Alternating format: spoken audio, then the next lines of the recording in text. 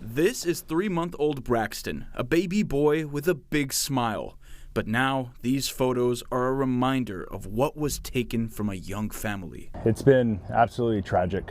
No parent should ever have to go through this. No child should ever have to be treated this way. Parents Chris and Tori are spending their days at Valley Children's Hospital, staying strong for their son Braxton. We haven't held him for almost 2 weeks. It'll be 2 weeks on Tuesday.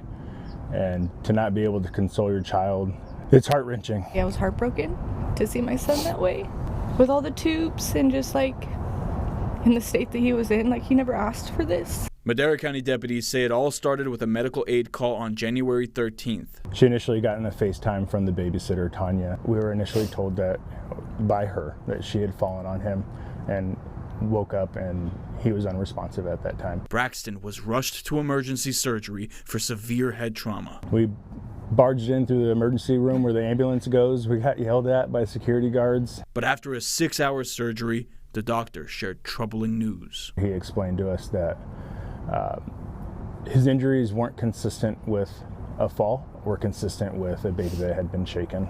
At that point, he had no other choice as a mandatory reporter to involve CPS and involve the authorities. A non-relative caregiver, 50-year-old Tanya Hamilton, was arrested and booked into the Madera County Jail on felony child abuse-related charges. We put our full faith and trust in the Madera County sheriffs. Braxton's parents say the days since have been a blur with fear, exhaustion, and pain unlike anything else. He cries, but his cry's different.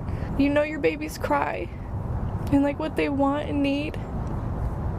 And I just don't know anymore. They say Braxton is no longer in the ICU and no longer on a breathing tube, but the fight isn't over. He's having heavy withdrawal symptoms just from the amounts of fentanyl and sedation that he was on. The hardest part is the unknown. He is missing the whole right side of his skull. The day that he comes home, we don't know if he will come home with a skull or without a skull. They don't know when they'll be able to go home, but after our interview, a major sign of hope. Both parents finally holding their son for the first time in 2 weeks. Jason Taktagian, KC24, local news that matters.